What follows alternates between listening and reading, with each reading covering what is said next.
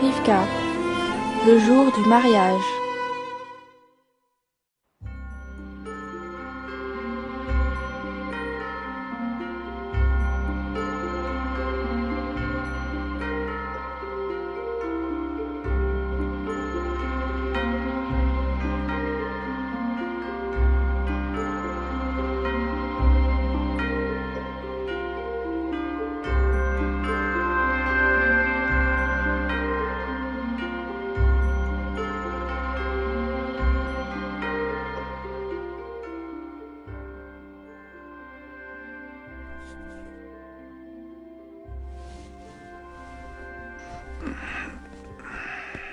Leïla? Qu'est-ce que tu fais, Leïla? Aujourd'hui, notre fille se marie. Et il reste encore tant de choses à faire. Laisse les autres le faire. Reviens te coucher, repose-toi. Je me reposerai demain.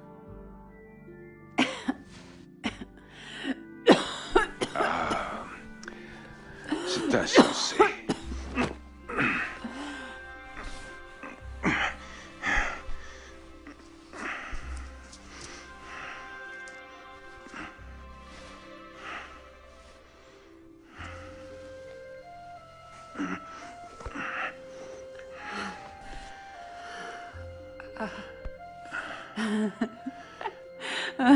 Regarde-nous.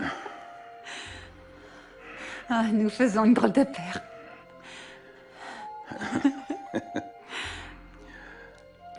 Tu trouves toujours à rire de quelque chose. Mieux vaut rire que pleurer.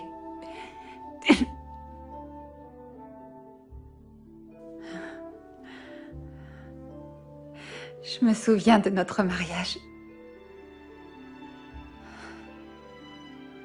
Riais-tu aussi ce jour-là? Je riais. J'étais morte de peur. Nous n'étions que des enfants. Et regarde-nous maintenant. Nous sommes vieux, souffrants, aveugles. Nous n'étions pas des enfants. Nous étions de jeunes adultes. J'étais effrayée. Mais je te respectais. Et mon père respectait ta famille.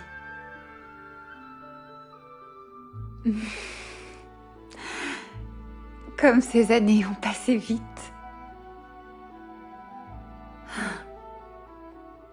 Nous avons grandi ensemble, Moussa.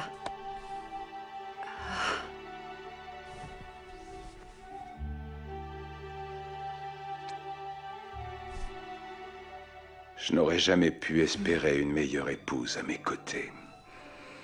Ni moi, un meilleur mari.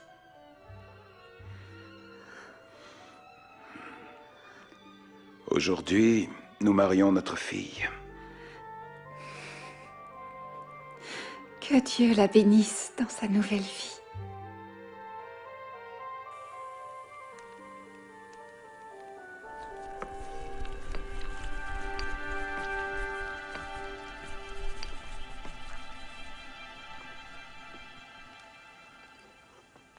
C'est bientôt l'heure de ton mariage.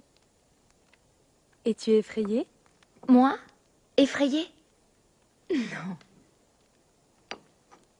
Terrifiée. Mais j'essaie de ne pas trop y penser. Eh bien, je suis là pour te le rappeler. Toi et tous les autres.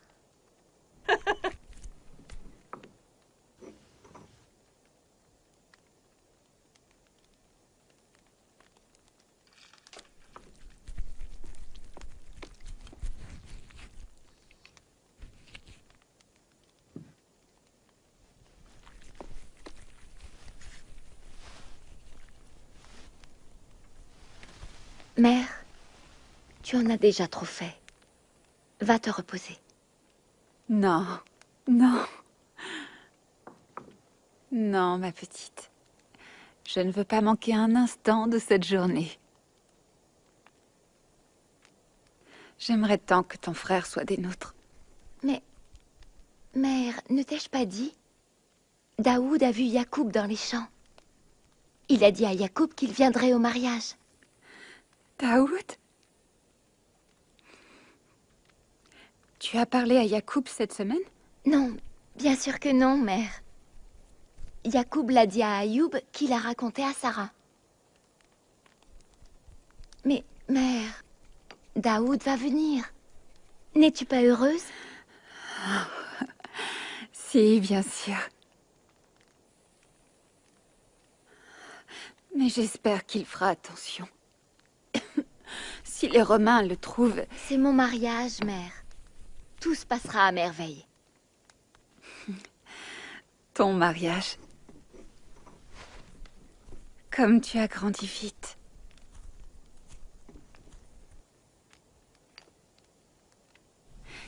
Il se fait tard.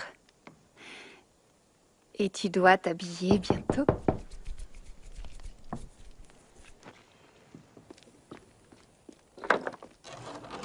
Tante, soyez les bienvenus. Merci beaucoup d'être venue. Bien sûr, nous voilà. Vous n'auriez pas dû. Merci, Noura. Merci. Quelle merveilleuse journée.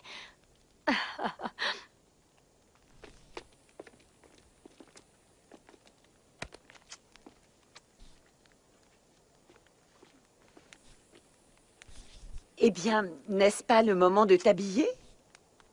Tu as raison. Viens, petite sœur. Allons t'habiller. Dahlia, viens avec nous.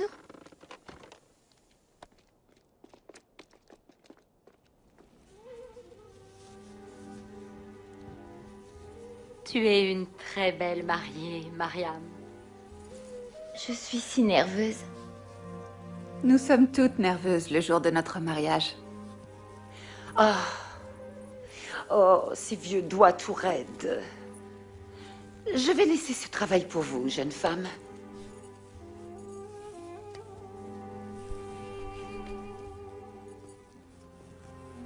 Veux-tu bien dire quelques mots de sagesse à ma plus jeune fille le jour de son mariage, Noura?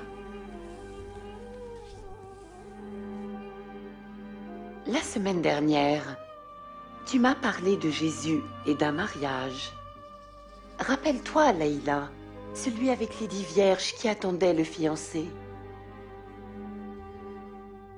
Elles avaient toutes leurs lampes, et 5 d'entre elles avaient pris un supplément d'huile pour remplir leurs lampes, mais pas les autres. L'époux tarda à se présenter. Oh, j'espère que Yacoub n'est pas en retard. Je pourrais croire qu'il a changé d'avis. Oh, je suis sûre que tes amis apporteront de l'huile en plus, juste au cas où ils seraient en retard. Ça gâcherait la fête si toutes les lampes s'éteignaient. Je ne veux pas célébrer mon mariage dans le noir. Mais dans cette histoire, quand les voisins vinrent annoncer que l'époux était en route, celles qui n'avaient pas d'huile supplièrent les autres de partager. Mais si elles l'avaient fait, il n'y en aurait pas eu assez pour que les lampes éclairent pendant toute la fête. Alors les 5 imprévoyantes partirent essayer de trouver quelqu'un qui leur vendrait de l'huile. Mais les boutiques étaient déjà fermées. Évidemment. Le temps que ces 5 vierges imprévoyantes reviennent, tout le monde était déjà parti pour faire la fête et elles restèrent là toutes seules. Je ne comprends pas, ma chère Noura. Cette histoire concerne les invités, pas moi. Je ne crois pas que Jésus voulait vraiment parler de mariage. Je pense qu'il voulait parler de notre vie. Nous attendons tous le retour de Jésus. Certains mourront avant son retour, mais nous devons être prêts à le recevoir chaque jour. Nos cœurs doivent être remplis de son Saint-Esprit et centrés sur lui. Personne ne peut le faire pour nous. les vierges ne pouvaient se prêter leur huile. Ton mari ne peut te prêter son cœur pour Dieu. Tu dois chercher Dieu toi-même. J'aime penser aux paroles de Jésus chaque jour. Et je chante. Et je prie. Tu devrais le faire aussi, Mariam. Toujours le chercher, toujours lui demander de t'enseigner sa sagesse. Chaque jour est pour toi une opportunité d'acheter plus d'huile pour ta lampe. Quelle merveilleuse façon de se le rappeler. Merci, Noura. Tout le plaisir est pour moi. Ma chère Rivka, aurais-tu quelque chose à dire à ma plus jeune fille le jour de son mariage? Tu es tellement belle aujourd'hui, Mariam. Et nous allons faire en sorte que tes cheveux soient parfaits, n'est-ce pas? En te regardant, avec tes yeux pétillants et ton visage rayonnant, cela me rappelle les paroles de l'apôtre Pierre, qui disait que tresser ses cheveux ne rend pas belle,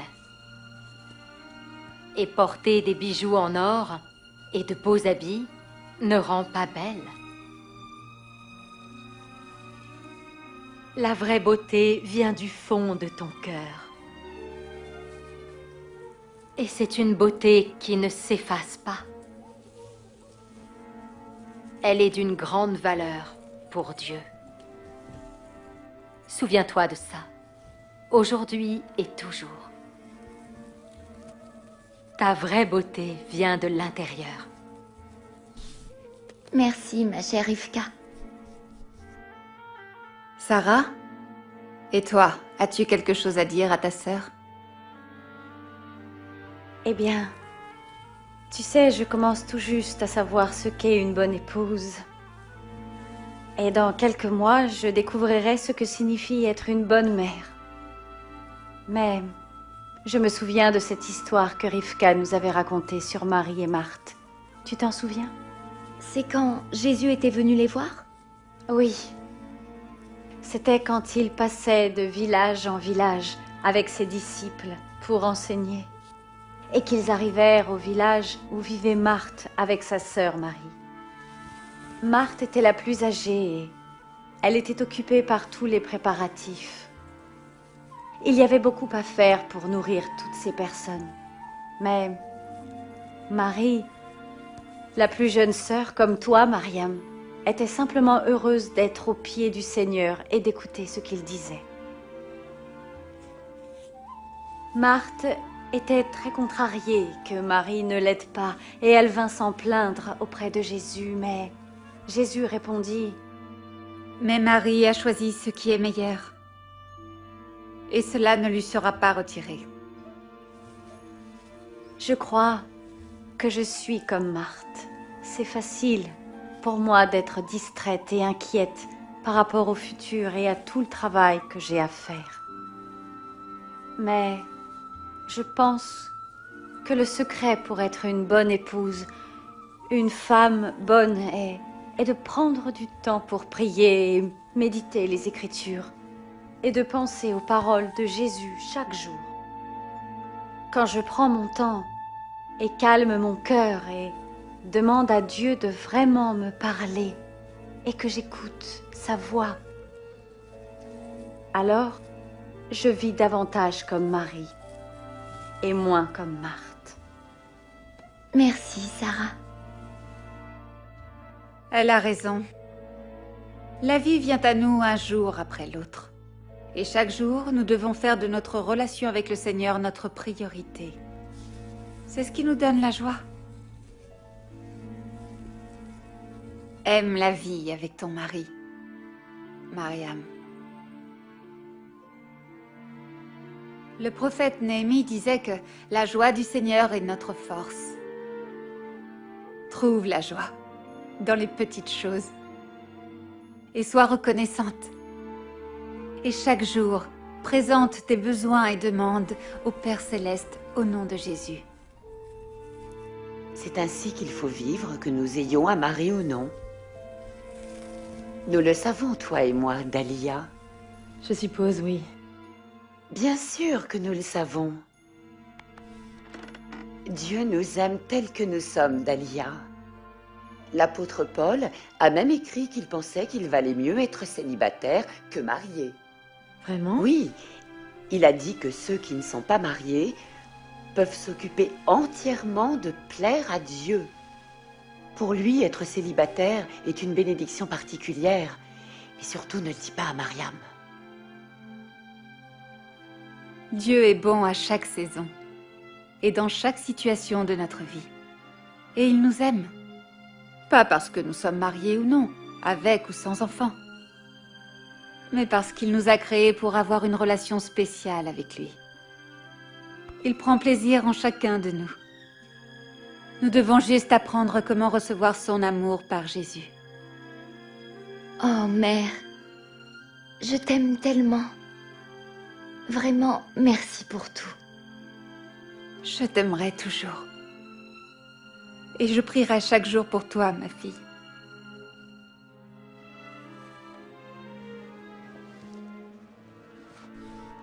Ils sont là! Le marié est arrivé! Voici le marié! C'est l'heure. Viens, viens.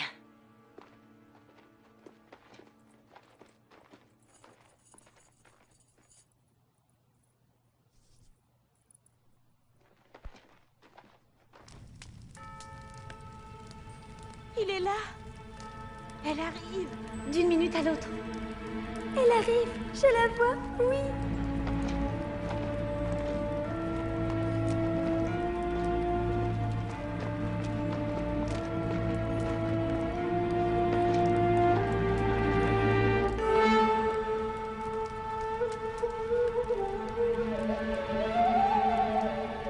Daoud, tu es là? Bien sûr que oui, petite sœur. C'est ton mariage.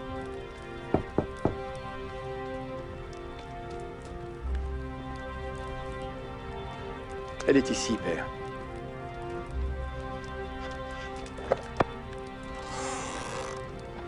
Nous venons pour la marier.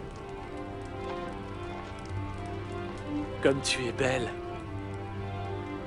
Tu as ravi mon cœur, avec un seul de tes regards, et l'une des perles de ton collier.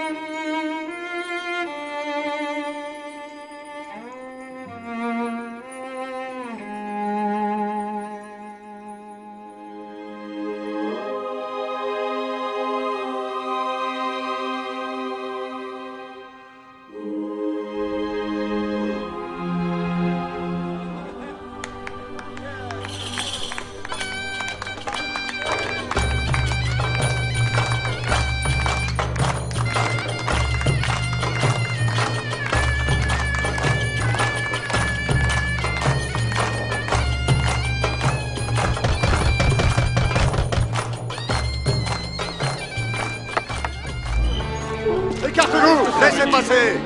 Où est-il? Où est-il? Non, pas ici.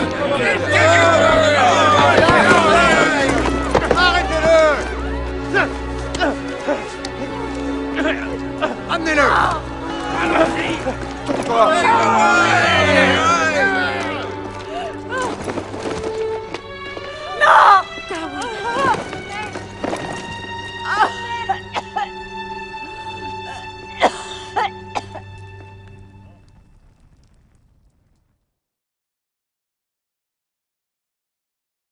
En quoi est-ce que ce mariage ressemblait ou différait des mariages auxquels vous avez assisté?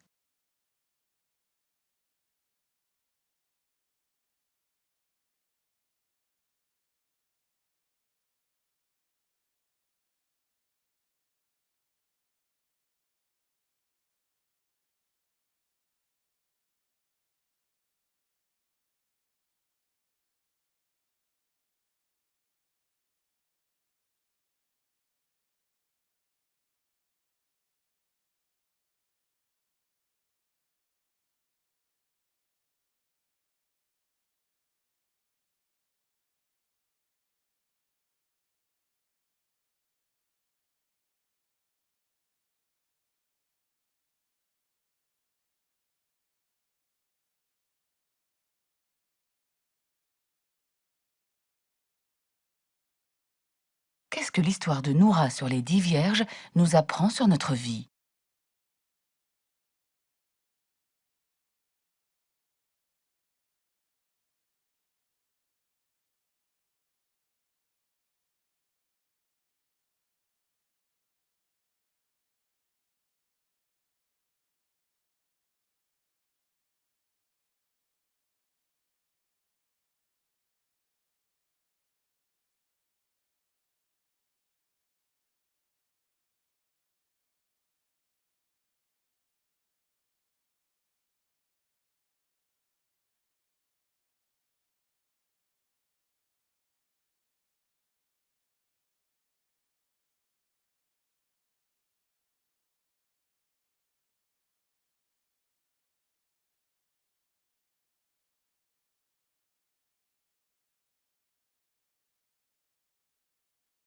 Ressemblez-vous à Marie ou à Marthe dans l'histoire de Sarah? De quelle façon?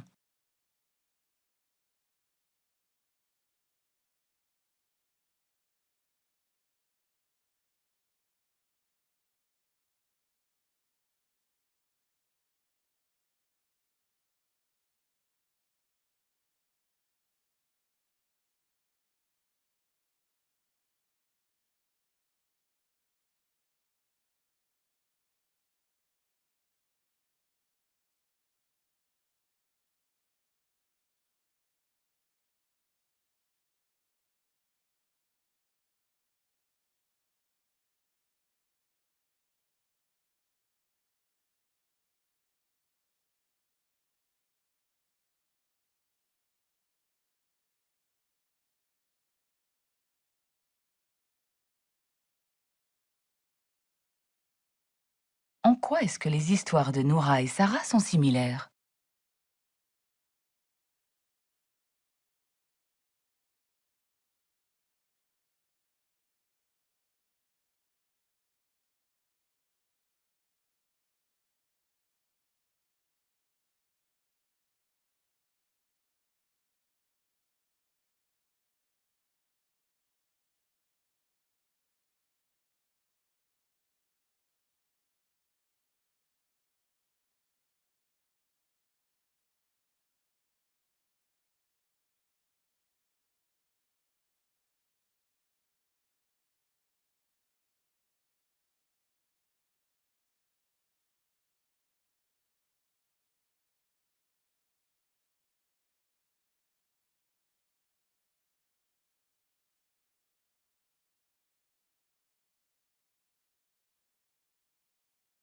qu'est-ce que vous pouvez faire pour que votre cheminement avec Dieu soit votre plus grande priorité?